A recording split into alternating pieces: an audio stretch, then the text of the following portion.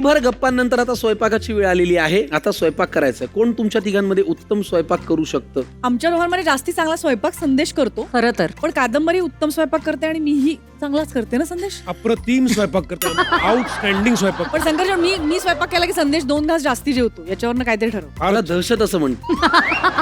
नाही तर आज कोण करणार पहिला पदार्थ आणि कुठला करणार? अमृता करणारच. आज मी माझ्या सासूबाईंनी म्हणजे संदेशच्या आईने मला शिकवलेला पदार्थ करणार आहे, ज्याचं नाव आहे बिशी बेळी अन्ना. अप्रतिम. हा, बिशी म्हणजे गरम, बेळी म्हणजे डाळ आणि अन्ना म्हणजे भात. आणि ह्याला पूर्णान्न असं समजलं जातं कारण माझ्या त्यात भाज्या आहेत, हो डाळ आहे, हो. तांदूळ आहे, त्याच्यामुळे ते पूर्णान्न आहे. बरोबर. आणि माझ्या सासूबाई कर्नाटक आणि महाराष्ट्र बॉर्डरवर त्यांचं माहेर तिकडे आहे, त्यामुळे आज म्हटलं तिकडचा एक पदार्थ तुम्हाला छानपैकी करून दाखवणार आहे. अप्रतिम. तर जरा एक कर्नाटकी टच असलेला पदार्थ बघूया. साहित्य काय ते पटकन घेऊन या प्लीज. तर हा. मला साहित्य सांगा. 1 वाटी तांदूळ, अर्धी वाटी तुरीची डाळ. त्याच्यानंतर प्रत्येक घरी वेगवेगळ्या आवडत्या फळभाज्या असतात. हा. आमच्या घरातलं मी सांगणार आहे वांग, टोमॅटो, गाजर आणि तोंडली. कमाल.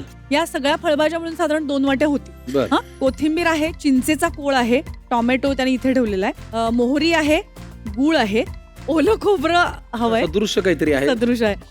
दाणे ऍक्च्युली घालत नाहीत पण आज इथे मला सुचवले गेल्याने मी ते ऍड करणार आहे दाणे. ठीक. कढीपत्ता, हिंग, तिखट, जिरे, मीठ, हळद. हा गोडा मसाला आहे पण ऍक्च्युली काळा मसालाही घालतात त्याला. मिरची, कोथिंबीर आणि असं हे साहित्य आहे. बर. आणि ही मिरची घेतलेली आहे, हिरवी मिरची. त्यामुळे आता आपण याच्या कृतीकडे वळूया. पहिल्यांदा काय करायचं? आता मी पदर खोचते, पहिली कृती ही करते. क्या बात आहे. पदर खोचून आता मी कामाला लागते. डायरेक्ट कुकर मध्ये आपल्याला फोडणी करायची. किती छान. चला. सो आता पहिलं आपण तेल घेऊयात.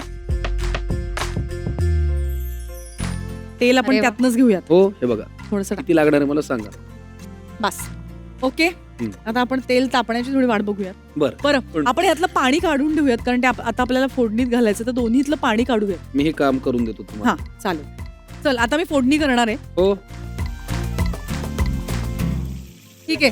आपण आता फोडणीमध्ये मोहरी जिरे टाकले, जिरं मोहरी घातलं. टाकली, कढीपत्ता. हळद घालूयात, हिंग घालूयात. हिंग, फिरवायचं ते काय असतं कधी बघा. हा किती जणांचा स्वयंपाक होतोय? हा 4. ज्या प्रमाणात नाही, हे कढीपत्ता, मोठं लागेल. हळद. हा जरा जास्ती लागेल ना ते.